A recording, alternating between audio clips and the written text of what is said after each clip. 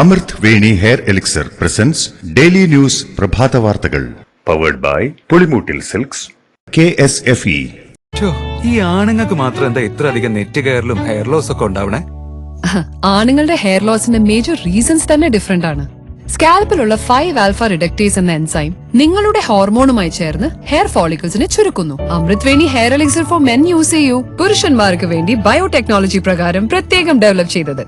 നമസ്കാരം, ഞാൻ daisy Biju. Daily ന്യൂസിന്റെ പ്രഭാത വാർത്തകളിലേക്ക് സ്വാഗതം. ഇന്ന് ഡിസംബർ 14 ശനിയാഴ്ച. ഇടക്കാല ജാമ്യം ലഭിച്ചെങ്കിലും നടൻ അല്ലു അർജുൻ ഇന്നലെ ജയിൽ മോചിതനായില്ല. പുഷ്പ 2 സിനിമയുടെ പ്രീമിയർ ഷോയുടെ പ്രദർശനത്തിനിടെ തിയേറ്ററിലുണ്ടായ തിക്കിലും തിരക്കിലും യുവതി മരിച്ച കേസിൽ അറസ്റ്റിലായ നടൻ അല്ലു അർജുന് തെലങ്കാന ഹൈക്കോടതി ഇടക്കാല ജാമ്യം നൽകിയെങ്കിലും ഇന്നലെ ജയിൽ മോചിതനാകാനായില്ല. കേസിൽ നമ്പള്ളി മജിസ്ട്രേറ്റ് കോടതി നടനെ 14 ദിവസത്തേക്ക് റിമാൻഡ് ചെയ്ത് ഉത്തരവിട്ട മണിക്കൂറുകൾക്കുള്ളിൽ തെലങ്കാന ഹൈക്കോടതി ഇടക്കാല ജാമ്യം അനുവദിച്ചിരുന്നു.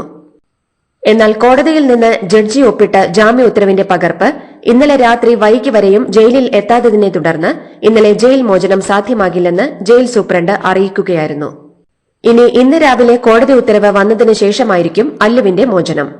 അതേസമയം ജയിലിന് പുറത്ത് അല്ലു അർജുന്റെ ആരാധകർ പ്രതിഷേധിക്കുന്നുവെന്നാണ് റിപ്പോർട്ടുകൾ.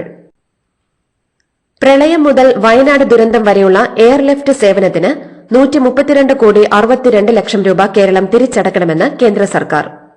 2019 രണ്ടാം പ്രളയം മുതൽ വയനാട് ദുരന്ത സമയത്ത് വരെ ദുരന്തബാധിതരെ എയർലിഫ്റ്റ് ചെയ്തതിനാണ് കേന്ദ്രം തുക ആവശ്യപ്പെടുന്നത്. എത്രയും പെട്ടെന്ന് തുക അടയ്ക്കണമെന്നാവശ്യപ്പെട്ട് ചീഫ് സെക്രട്ടറിക്ക് എയർ വൈസ് മാർഷൽ നൽകിയ കത്ത് ഒരു സ്വകാര്യ ചാനൽ പുറത്തുവിട്ടു.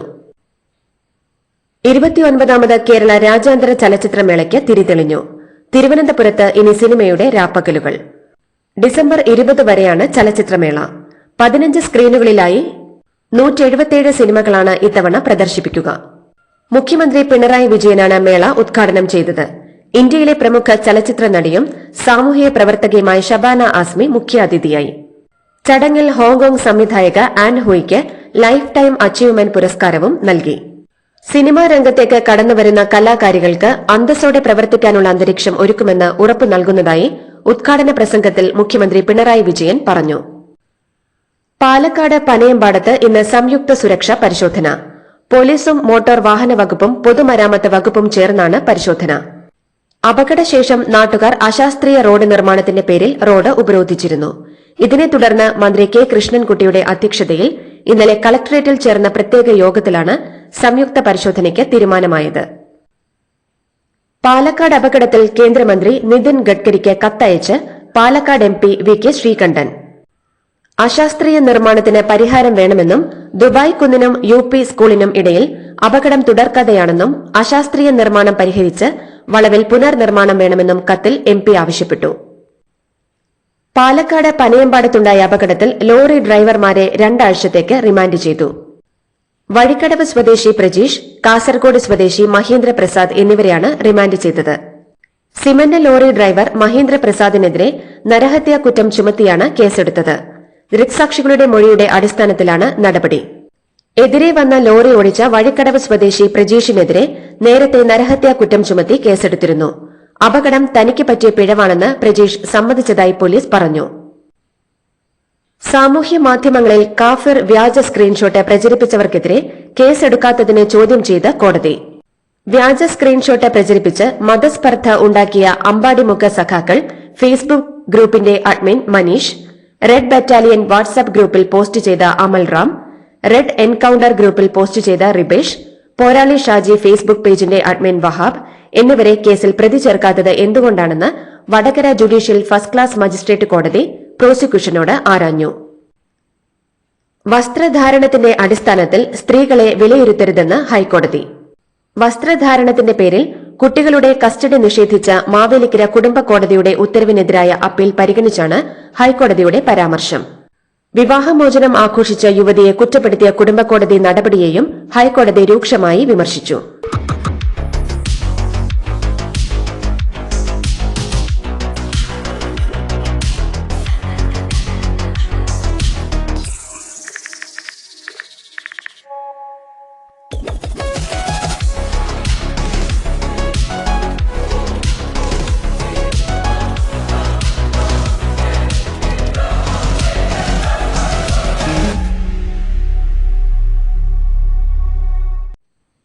ശിവഗിരി തീർത്ഥാടനത്തിന്റെ പ്രധാന ദിവസമായ ഡിസംബർ 31-ന് ചിറയൻകീഴ് വർക്കല താലൂക്കുകളിൽ ജില്ലാ കളക്ടർ അവധി പ്രഖ്യാപിച്ചു.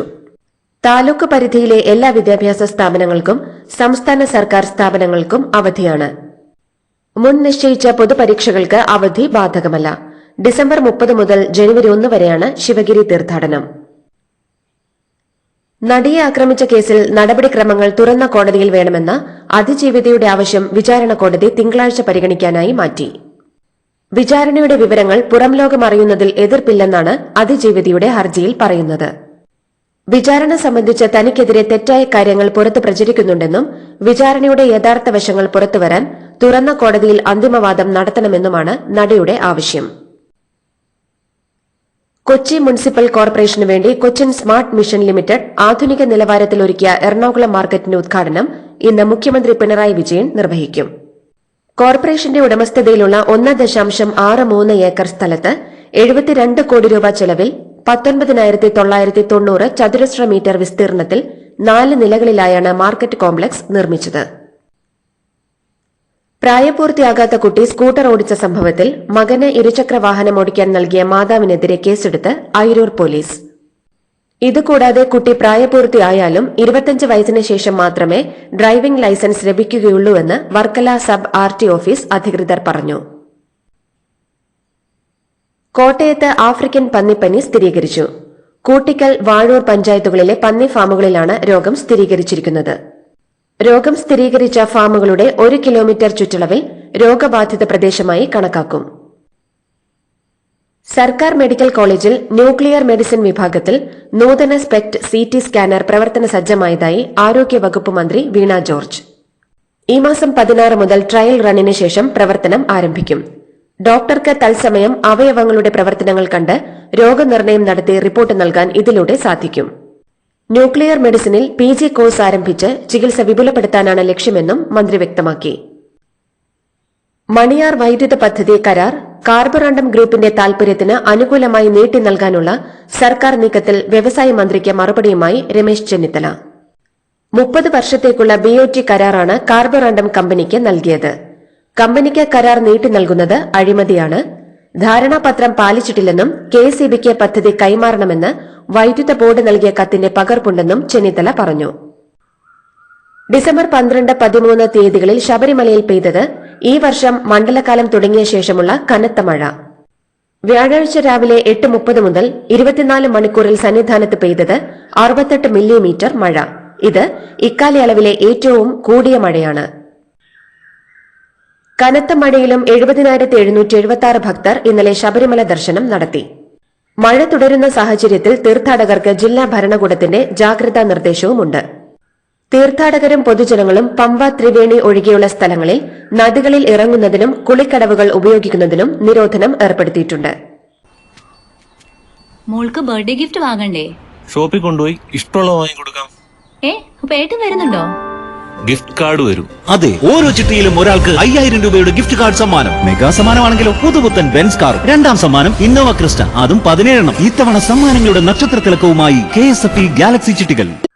പുഷ്പ 2 സിനിമാ പ്രദർശനത്തിനിടെ തിയേറ്ററിലുണ്ടായ തിക്കിലും തിരക്കിലും യുവതി മരിച്ച കേസിൽ ഹൈദരാബാദ് പോലീസ് അറസ്റ്റ് ചെയ്ത നടൻ അല്ലു അർജുന്റെ ഇടക്കാല ജാമ്യ ഉത്തരവിന്റെ പകർപ്പ് പുറത്ത്. കേസിൽ പോലീസിന്റെ അന്വേഷണം തടസ്സപ്പെടുത്തരുതെന്നും അന്വേഷണവുമായി സഹകരിക്കണമെന്നും സാക്ഷികളെ സ്വാധീനിക്കരുതെന്നും കോടതി ഉത്തരവിൽ നിർദ്ദേശമുണ്ട്. 50,000 രൂപയും ആൾ ജാമ്യവുമാണ് ജാമ്യവ്യവസ്ഥ. പുഷ്പ 2 റിലീസിന് തിയേറ്ററിലെത്തുമെന്ന് അല്ലു അർജുൻ പോലീസിനെ അറിയിച്ചിരുന്നതായി അവകാശപ്പെടുന്ന കത്ത് വൈറൽ. സന്ധ്യ തിയേറ്റർ സന്ദർശിക്കാൻ അല്ലു അർജുൻ അനുവാദം ചോദിച്ചില്ല എന്നും അതുകൊണ്ടാണ് ആൾക്കൂട്ടം നിയന്ത്രിക്കാൻ സാധിക്കാതെ വന്നതും എന്നായിരുന്നു പോലീസിന്റെ വാദം. നടൻ അല്ലു അർജുന്റെ അറസ്റ്റിൽ പ്രതികരണവുമായി MLAയും BRS നേതാവുമായ KT രാമറാവു. കോൺഗ്രസ് സർക്കാരിനെ വിമർശിച്ചുകൊണ്ടായിരുന്നു രാമറാവുവിന്റെ പ്രതികരണം. ഭരണകർത്താക്കളുടെ അരക്ഷിതാവസ്ഥ അതിന്റെ പരകോടിയിലെത്തിയതിന്റെ ഉദാഹരണമാണ് പുതിയ സംഭവമെന്നും KT രാമറാവു എക്സിൽ പങ്കുവച്ച കുറിപ്പിൽ പറയുന്നു. ബംഗാൾ ഉൾക്കടലിൽ രൂപപ്പെട്ട ന്യൂനമർദ്ദത്തെ തുടർന്ന് തമിഴ്നാട്ടിലെ വിവിധയിടങ്ങളിൽ ശക്തമായ മഴ തുടരുന്നു. തിരുവണ്ണാമലൈ, ശ്രീപെരുമ്പത്തൂർ എന്നിവ ഉൾപ്പെടെയുള്ള സ്ഥലങ്ങളിൽ വലിയ വെള്ളക്കെട്ട് രൂപപ്പെട്ടു. പലയിടത്തും താഴ്ന്ന പ്രദേശങ്ങളിൽ വെള്ളം കയറി. കൂട്ടബലാത്സംഗം, വഞ്ചന എന്നീ കുറ്റങ്ങൾ ചുമത്തി ഉത്തർപ്രദേശിലെ ബിജെപി എംഎൽഎ ഹരീഷ് ഷാക്കിക്കും സഹോദരനും മരുമകനുമടക്കം 15 പേർക്കെതിരെ എഫ്ഐആർ രജിസ്റ്റർ ചെയ്യാൻ പ്രത്യേക എംപി എംഎൽഎ കോടതി നിർദ്ദേശിച്ചു. ഭൂമി തർക്കവുമായി ബന്ധപ്പെട്ട കേസിൽ ഇരയുടെ ഭർത്താവ് സമർപ്പിച്ച ഹർജിയിൽ വാദം കേട്ടതിനു ശേഷമാണ് അഡീഷണൽ ചീഫ് ജുഡീഷ്യൽ മജിസ്ട്രേറ്റ് ഉത്തരവിട്ടത്. 10 ദിവസത്തിനകം കേസ് രജിസ്റ്റർ ചെയ്യാനും നീതിയുക്തമായ അന്വേഷണം നടത്താനും കോടതി പോലീസിനോട് നിർദ്ദേശിച്ചു. വ്യാജ ഇന്ത്യൻ പാസ്പോർട്ടുകൾ വിദേശികൾക്ക് തരപ്പെടുത്തി കൊടുക്കുന്ന റാക്കറ്റ് ഡൽഹി പോലീസിന്റെ പിടിയിലായി. വിവിധ രാജ്യക്കാരായ 42 പേരെ അറസ്റ്റ് ചെയ്തിട്ടുണ്ട്. പിടിയിലായവരിൽ 23 പേർ ഏജന്റുമാരായി പ്രവർത്തിച്ചിരുന്നവരാണ്. മറ്റുള്ളവർ യാത്രക്കാരും. ഇവരിൽ 13 പേർ ബംഗ്ലാദേശ് പൌരന്മാരാണെന്നും ഡൽഹി പോലീസ് അറിയിച്ചു. അനധികൃതമായി വിദേശയാത്ര ചെയ്യുന്നതിനാണ് ഇവരെല്ലാം വ്യാജ ഇന്ത്യൻ പാസ്പോർട്ട് സ്വന്തമാക്കിയതെന്നും പോലീസ് കണ്ടെത്തി. അറസ്റ്റിലായ ഏജന്റുമാരിൽ 9 പേർ ബംഗാളിൽ നിന്നുള്ളവരാണ്. 4 പേർ ഡൽഹിക്കാരും 3 പേർ മഹാരാഷ്ട്രക്കാരും ഉത്തർപ്രദേശ്, ഗുജറാത്ത്, പഞ്ചാബ്, ഒഡീഷ, രാജസ്ഥാൻ എന്നിവിടങ്ങളിൽ നിന്നുള്ള ഓരോരുത്തരുമാണ് പിടിയിലായത്. അധികാരമേറ്റാലുടൻ അനധികൃതമായി രാജ്യത്ത് കഴിയുന്ന കുടിയേറ്റക്കാരെ നാടുകടത്തുമെന്ന നിയുക്ത യുഎസ് പ്രസിഡന്റ് ഡൊണാൾഡ് ട്രംപിന്റെ ഭീഷണി 18,000 ഇന്ത്യക്കാരെ ബാധിച്ചേക്കും. നാടുകടത്തലിനുള്ള മുന്നൊരുക്കമായി അനധികൃതമായി രാജ്യത്ത് കഴിയുന്ന ഏകദേശം 15 ലക്ഷം കുടിയേറ്റക്കാരുടെ അന്തിമ പട്ടിക US immigration and customs enforcement നവംബറിൽ പുറത്തുവിട്ടിരുന്നു. അതിൽ 17,940 പേർ ഇന്ത്യക്കാരാണെന്നാണ് വിവരം. വിദേശത്ത് ആക്രമിക്കപ്പെടുകയോ കൊല്ലപ്പെടുകയോ ചെയ്യുന്ന ഇന്ത്യക്കാരുടെ എണ്ണത്തിൽ വർധനവെന്ന് വിദേശകാര്യ സഹമന്ത്രി കീർത്തിവർദ്ധൻ സിംഗ്. 2011 വിദേശത്ത് ആക്രമിക്കപ്പെടുകയോ കൊല്ലപ്പെടുകയോ ചെയ്തത് 29 പേരായിരുന്നെങ്കിൽ 2022 ഇത് 57 ഉയർന്നു. കഴിഞ്ഞ വർഷം 86 മാറുകയും ചെയ്തു. സിറിയയിൽ നിന്ന് മടങ്ങാൻ ആഗ്രഹിക്കുന്ന എല്ലാ ഇന്ത്യക്കാരെയും അവിടെ നിന്ന് ഒഴിപ്പിച്ചതായി കേന്ദ്ര വിദേശകാര്യ മന്ത്രാലയം അറിയിച്ചു. ഇതുവരെ 77 പേരെയാണ് സിറിയയിൽ ഒഴിപ്പിച്ചതെന്നും വിദേശകാര്യ മന്ത്രാലയ വക്താവ് രൺധീർ ജയ്സ്വാൾ പറഞ്ഞു. ഫ്രാൻസ്വോ ബായറുവിനെ പ്രധാനമന്ത്രിയായി നിയമിച്ച് French president Emmanuel Macron. Budget bill പാസാക്കുന്നതുമായി ബന്ധപ്പെട്ട തർക്കത്തെ തുടർന്ന് മിഷേൽ ബാർണിയറെ പുറത്താക്കി 9 ദിവസങ്ങൾക്ക് ശേഷമാണ് മാക്രോണിന്റെ പാർട്ടിയുടെ സഖ്യകക്ഷിയായ ഡെമോക്രാറ്റിക് മൂവ്മെന്റ് നേതാവും 73-കാരനുമായ ബായറുവിനെ പ്രധാനമന്ത്രിയായി നിയമിച്ചത്. ലോക ചെസ് ചാമ്പ്യൻഷിപ്പ് കിരീടം വീണ്ടും ഇന്ത്യയിലേക്ക് എത്തിച്ച 18-കാരൻ ദൊമ്മരാജു ഗുഗേഷിന് തമിഴ്നാട് സർക്കാർ 5 കോടി രൂപ സമ്മാനം പ്രഖ്യാപിച്ചു. തമിഴ്നാട് മുഖ്യമന്ത്രി എം കെ സ്റ്റാലിനാണ് പ്രഖ്യാപനം നടത്തിയത്. നേരത്തെ ലോക ചാമ്പ്യനായതോടെ 11.45 കോടി രൂപ ഗുഗേഷിന് സമ്മാനമായി ലഭിച്ചിരുന്നു. ഇതോടുകൂടി ഡെയിലി ന്യൂസിന്റെ ഇന്നത്തെ പ്രഭാത വാർത്തകൾ സമാപിക്കുന്നു. ഡെയിലി ന്യൂസിന് വേണ്ടി വാർത്തകൾ വായിച്ചത് daisy Biju. Daily news live .in വാർത്തകൾ വിരൽ തുമ്പിൽ.